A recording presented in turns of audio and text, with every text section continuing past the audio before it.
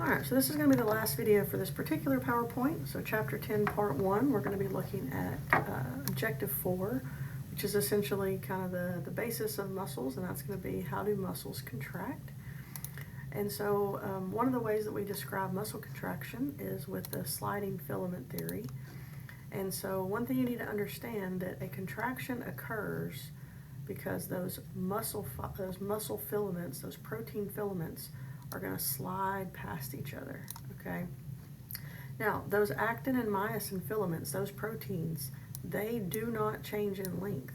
It is not the proteins that are changing, it is the sarcomere that is changing. So as these myofilaments slide past each other, it causes the sarcomere to shorten. So as I showed you on the last video, what's going to happen in a contraction is, here's my Z lines. This is one sarcomere here.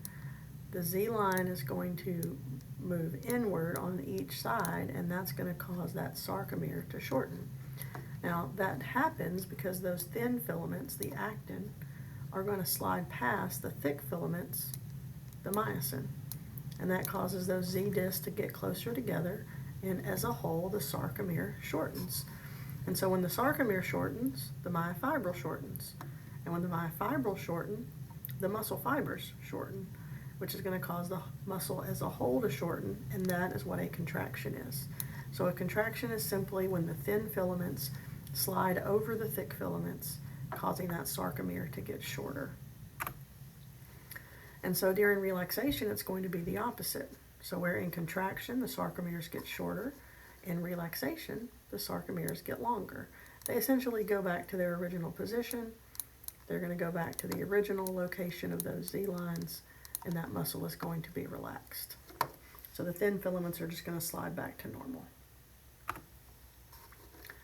Now, in terms of your skeletal muscle fibers, okay, we mentioned that one of the properties of muscle is that it is excitable. And so like neurons, muscle fibers have electrical properties. So technically all cells have that membrane potential across the membrane. All cells have that kind of negatively charged interior and the more positively charged exterior.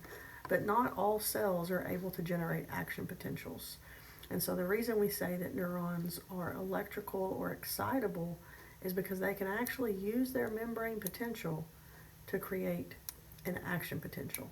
And this is something that you find in only your neurons and your muscle cells. They are electrically excitable, and that allows them to generate those action potentials along their membranes.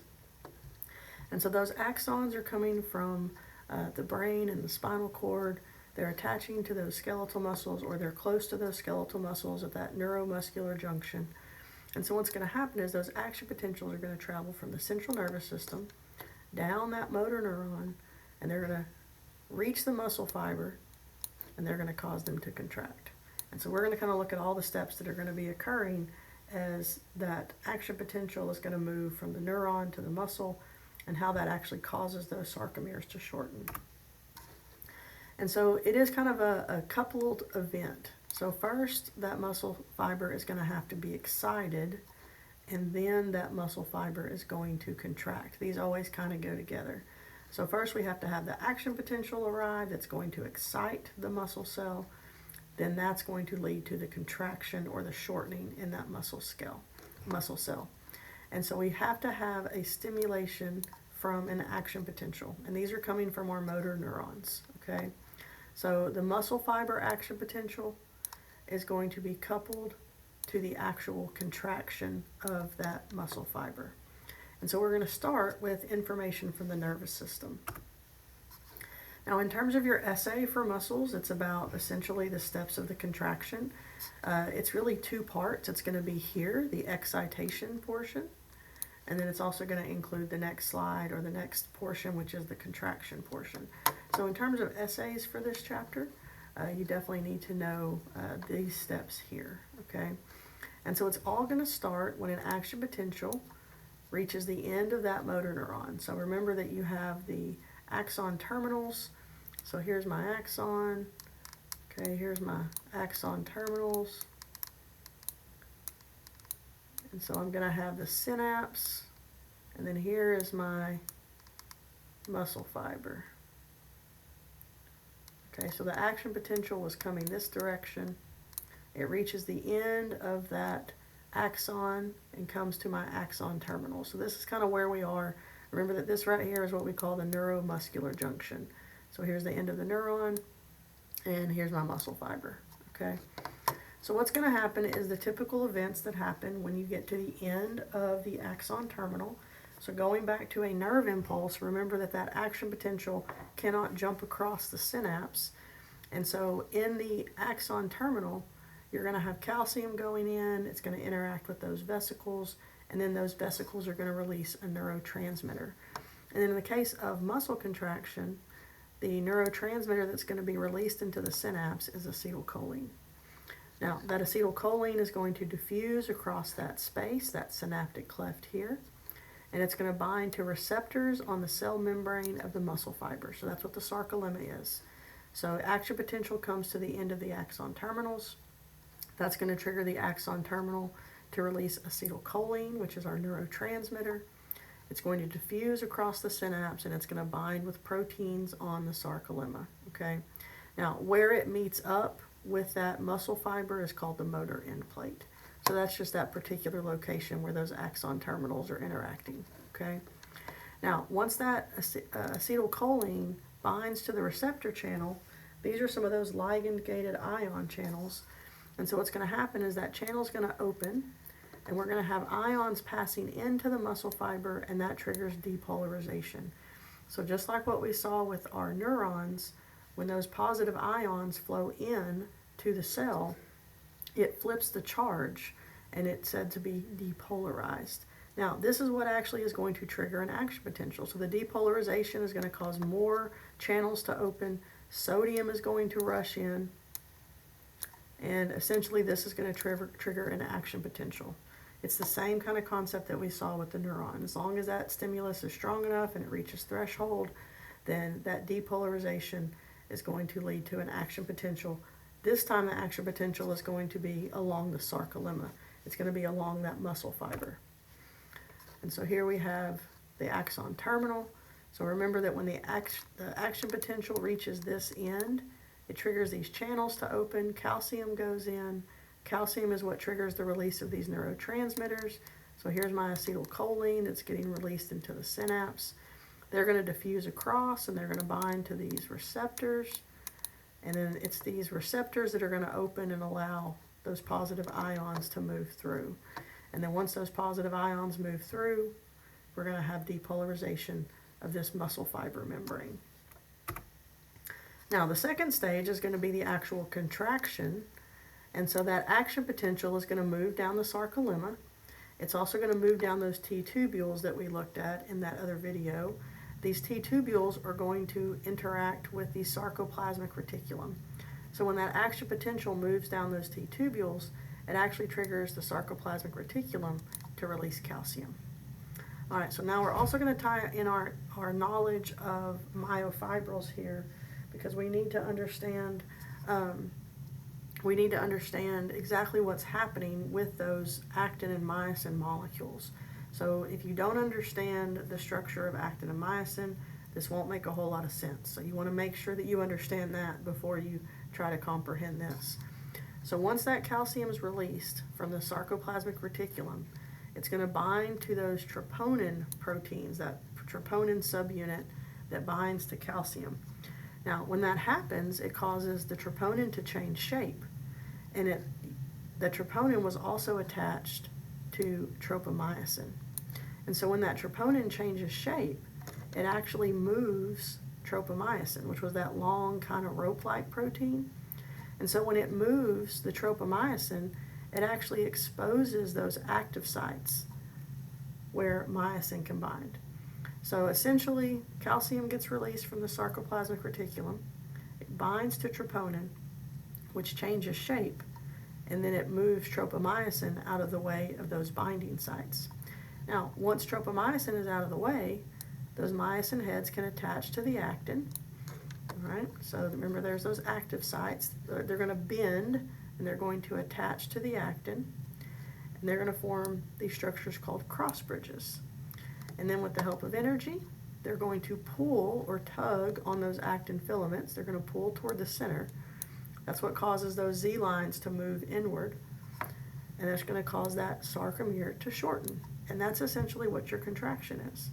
We actually call this movement of the myosin heads tugging on the actin, that's called the power stroke. And so in terms of the steps of a muscle contraction, first you have excitation, and then you have contraction. So once again, you've got calcium, it's going to be released, it's going to bind to the troponin molecules. The troponin molecules are going to move, which are going to move the tropomyosin rope-like protein out of the way. Once tropomyosin's out of the way, the myosin head can attach to those active sites, forming those cross bridges. Then they're going to pull and move those actin molecules toward the center of that sarcomere. That's called the power stroke. And then they will eventually go back to normal, okay? So that's kind of your basic steps of a contraction. First, we have to excite the membrane, which is going to trigger the release of calcium. Then we have the movement of the actin molecule, the actin filaments over the myosin filaments. So this is just a summary, okay? So this is a summary of the excitation phase, and then this is a summary of the contraction phase, all right? All right, so it's not like the myosin heads just bind and then they stay bound. In fact, they're constantly binding to the actin, detaching, getting ready to bind again, kind of getting back in that position to bind to the actin again, or recocking. And then they're going to attach, they're going to pull on the actin, they're going to detach, they're going to recock, etc. Okay, so this constant attaching and detaching and moving, all of that is what we call the cross bridge cycle.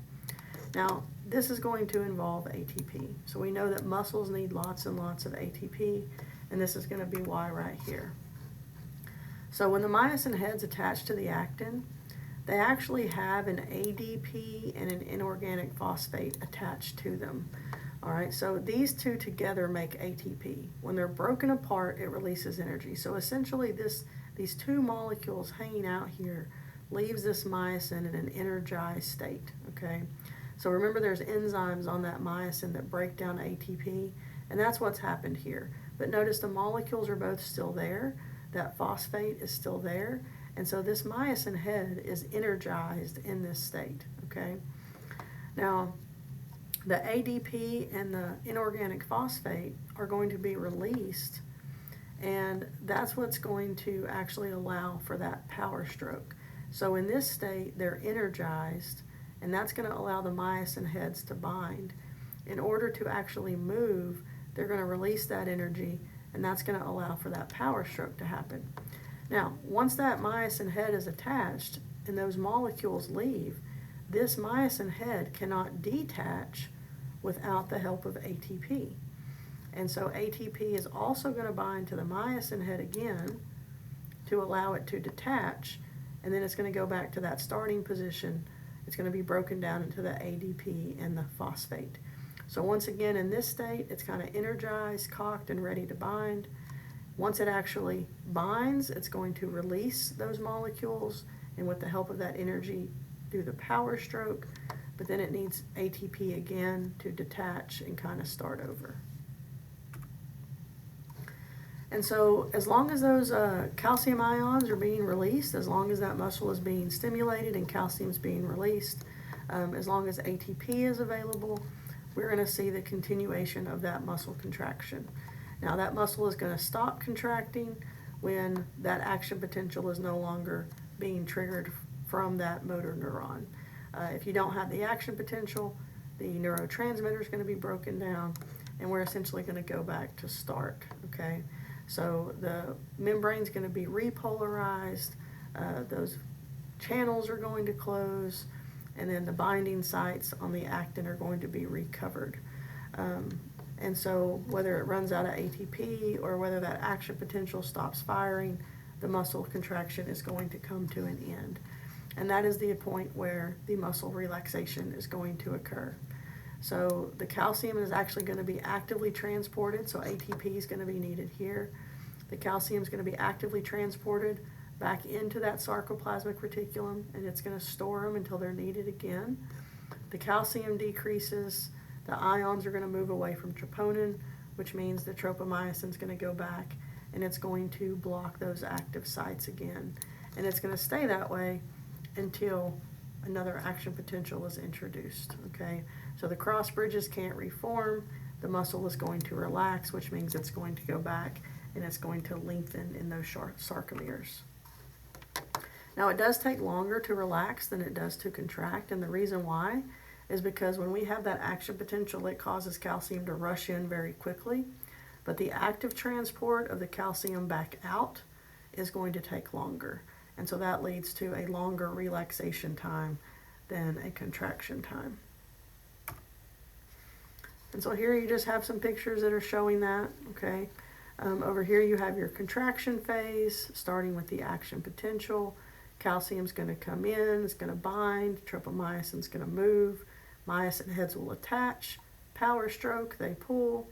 And then over here you can see that the calcium is going back into the sarcoplasmic reticulum, tropomyosin is returning, and those myosin heads are just kind of in a position ready to attach when they are able to again. So contraction shortens, relaxation is going to lengthen. And once again, we just kind of have a summary of the steps that are taking place in each phase. And that is going to wrap up video 1, part 1 for chapter 10. And join me again for the next PowerPoint on chapter 10. That will be part 2. Don't forget, you do have some activities and animations that you can watch on Moodle.